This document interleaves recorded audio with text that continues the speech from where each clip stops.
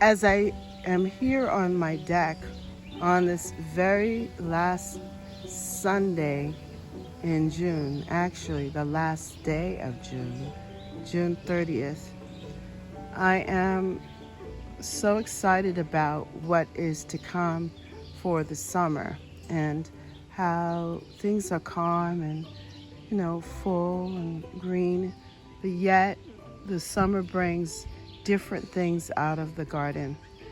And I'm excited about that back bed, which we call the food bed, because there is a chance for a lot of good things to come from it, a lot of good food, and it's an experiment as well. I've planted kale and microgreens. Well, within the microgreens packet from the Dollar Tree, they have different types of greens, like bok choy and mustard greens, and so it will be very interesting to see what comes up and how long it can last, because the squirrels like it back there, I've got to say. And so I'm going to have to come up with some form of fencing to protect the greens. But then I also have a lot of squash seeds that I put there, butternut and other pumpkin seeds. So it's going to be an interesting time in the vegetable patch. But it's still also very interesting here with all of this color. The blue from the hydrangeas, just so inspirational and making me want to propagate more this year. And that's one of the things that I had decided to do this year, is to propagate the different things that I already have in the garden. And if I'm adding anything, making sure that that addition is complementary to what I already have. Then I'm being very intentional about my gardening. And I do have a journal called the Intentional Gardening Journal for 2024. And to see what I've written in it and what is actually happening now is exciting. But with all of that to say, I am just enjoying today, the moment, hearing the birds and the playing, watching everything. So let's walk around for the last day of June. Walk with me and let's see what we see. What has changed, even from just yesterday, Saturday. So if you didn't see Saturday's video, it's the day before, and we looked at the impatiens. Let's look and see what else is happening in my garden here at Catherine's Garden and Home, where we grow, grow, grow, grow together.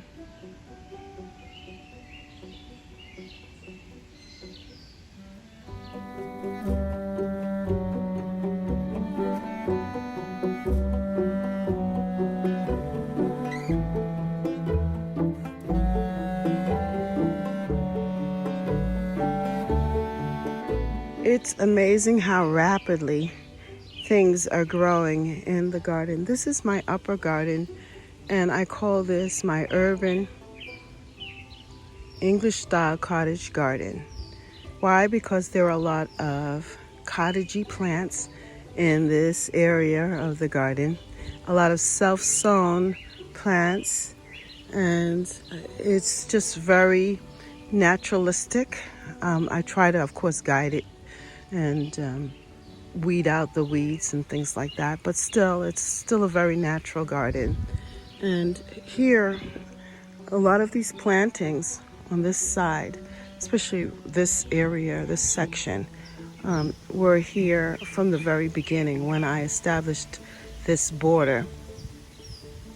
And they are matured and looking very full and flush, and just give a nice green scene, I think. And then when you come up to the top here on this side, this is where the color begins. Well, right here, I just wanted to create this little vignette with the boxwood and with marigolds. Now these marigolds were seeded from last year. I saved the seeds, planted them in, and just transplanted them up here with the vinca, which loves heat, and it's actually thriving. I have vinca in other parts of the garden, but they're not doing as well as these vinca, and that's really nice. Vinca holds a very special place in my heart because my parents are from the Caribbean, and when I went to visit them, we went by the riverbank, and there was just vinca growing wild. I dug up the vinca, brought it home, and I planted it in my mother's garden. And so whenever I see the vinca, it reminds me of that memory. Now those sunflowers that you see there are from last year. The sunflower was beautiful, multi-flowered stem, like this one here. And look at that. See how it has multi blooms? And it was right dab in the middle, pretty much in the same spot where it is now. And I think it just dropped seeds. So we have different groupings of sunflowers on their own, and this is going to be very beautiful. And this is from a pack of the Dollar Tree seeds. And they've created their own pattern. Look at that. I am very excited about this.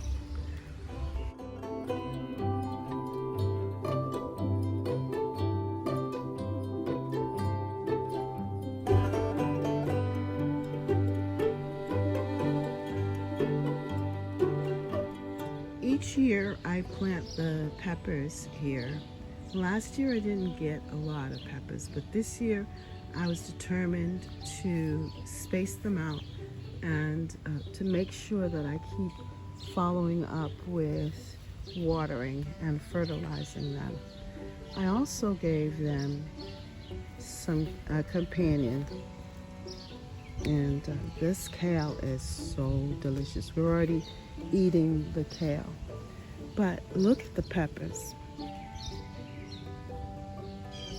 This is my California Wonder Pepper, and they are looking good. They're already developing peppers.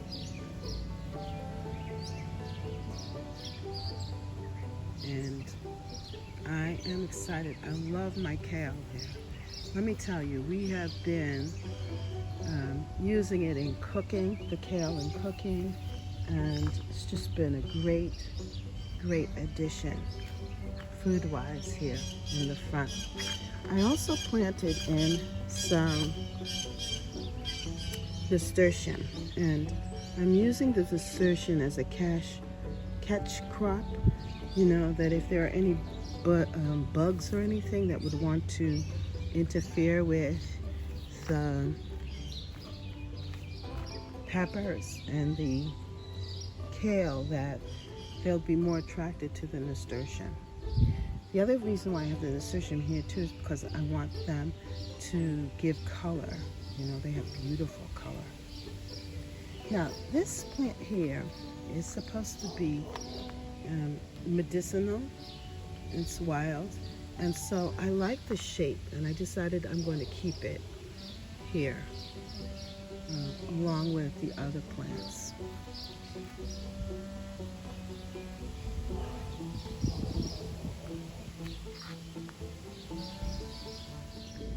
So you would ask me, Catherine, you're not going to plant any zucchini?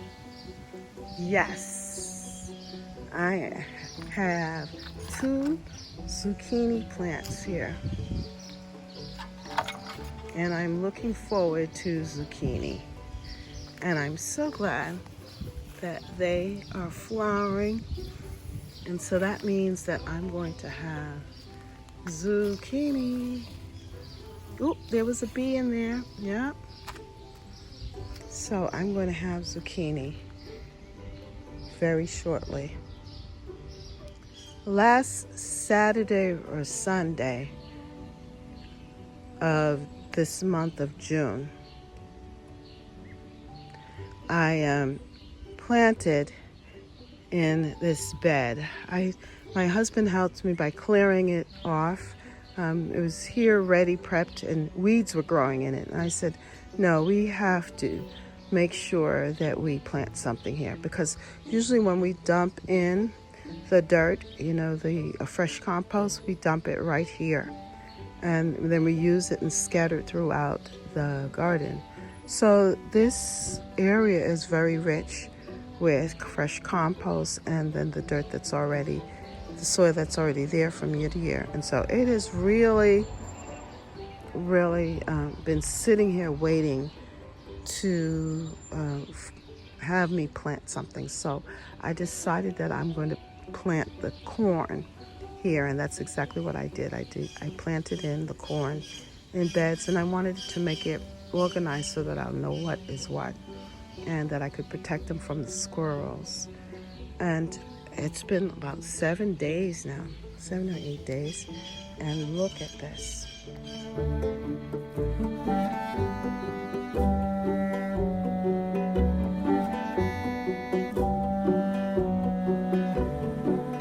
The corn seeds have sprouted, even just from yesterday to today.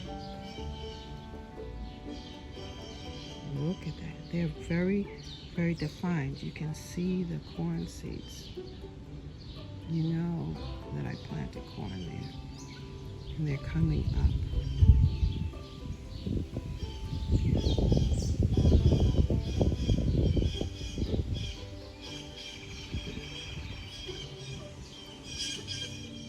So this is the other bed, the food bed that I was talking to you about. So I would say that the corn bed is the upper food bed, and this is the lower food bed. And we used this area for composting. We put the leaves over here and all the debris, and layer it.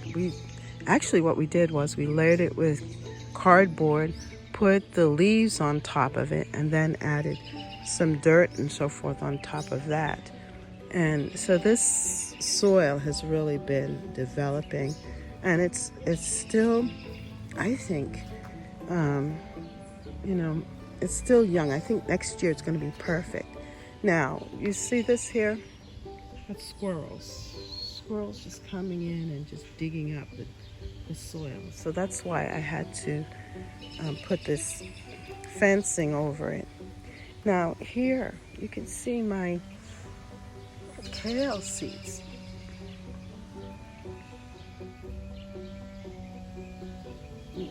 Right, these are the kale. And then in the center here, more like in the center, those are the microgreens. I kind of scattered the microgreens more in the center, and then around the edges I had placed the kale that I had left. And those kale seeds are from my garden. I saved the kale from the year before, and I had extra seeds, and I said, I'm just gonna go ahead and just experiment. And that's what I have here. So I planted some squash and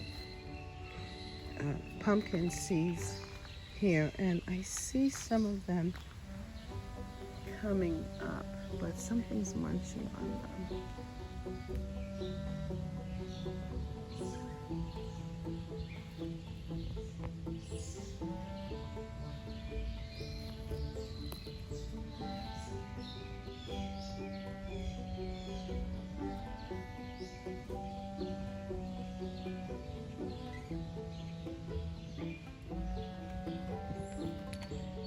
On this side, I know that is the butternut squash seeds. I just came in and randomly just planted them around this rock. And look at that.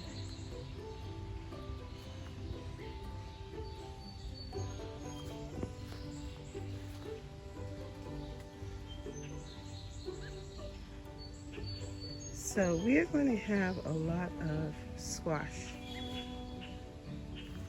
one way or the other. And my husband loves butternut squash. He said, that's what I'm going to eat. I don't like the pumpkin so much. I love the squash. Well, you're getting what you asked for.